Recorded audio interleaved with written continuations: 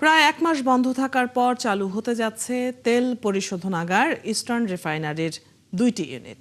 কর্তৃপক্ষ বলছে হরমুজ প্রণালী পাশ কাটিয়ে সৌদি আরব থেকে বিকল্প পথে ক্রুড অয়েলবাহী জাহাজ চট্টগ্রাম বন্দরে ভিড়বে আজ।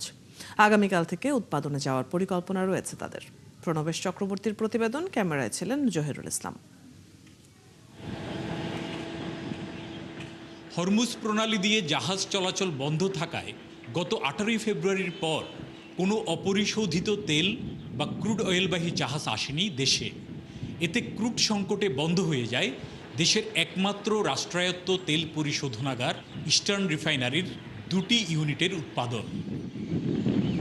এ অবস্থায় বিকল্প হিসেবে সৌদি আরব থেকে হরমুজ প্রণালীর পরিবর্তে লোহিত সাগর দিয়ে 1 লাখ টন ক্রুড অয়েল আমদানি কার্যক্রম শুরু করে বাংলাদেশ পেট্রোলিয়াম কর্পোরেশন।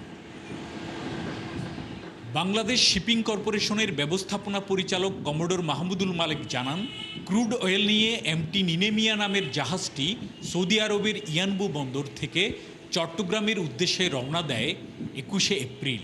আশা করছি দ্রুত সরবরাহ শুরু হবে এবং এই মাসে আমাদের শিডিউল অনুসারে এই মাসের 10 তারিখে ফুজারে থেকে আরও একটা কার্গো আসার, একটা পার্সেল আসার কথা, সেটারও সাইজ প্রায় 1 লক্ষ টন। আমদানি করা ক্রুড শোধনের মাধ্যমে দেশে 20 থেকে 30 দিনের জ্বালানি নিরাপত্তা নিশ্চিত করা যাবে। ভবিষ্যতে রিফাইনারি যাতে সংকটে না পড়ে তার জন্যে ক্রুড সরবরাহের ধারাবাহিকতা বজায় রাখার উপর গুরুত্ব দিচ্ছেন জ্বালানি বিশেষজ্ঞরা। 2-1 দিনের মধ্যেই চালু হয়ে যাবে এবং চালু হওয়ার ফলে রিফাইনারির স্বাভাবিক গতিতে চলবে এবং যে প্রোডাক্টগুলো যে অনেক বেশি দাম দিয়ে বাইরে থেকে আনা হতো সেইটার পরিমাণটা কমে যাবে, কারণ এখান থেকে সেই প্রোডাকশনটা দেবে এবং এতে আমাদের আর্থিক সাশ্রয় হবে। রিফাইনারি যাতে পুনরায় একই সমস্যায় না পড়ে তার জন্য স্বচ্ছ জ্বালানি ব্যবস্থাপনা নিশ্চিতের উপর জোর দিচ্ছেন সংশ্লিষ্টরা। সুদূর প্রসারী একটা প্রোগ্রাম এখানে প্রয়োজন আছে।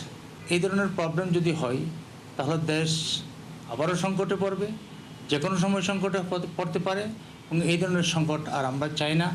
যেহেতু আমাদের জ্বালানির উপর নির্ভর করে আমাদের আমদানি রপ্তানি, কৃষিখাত থেকে শুরু করে সব কিছু নির্ভর করে। 1968 সালে প্রতিষ্ঠানটি বাণিজ্যিক উৎপাদনে যাওয়ার পর প্রথমবারের মতো এর উৎপাদন বন্ধ হয়।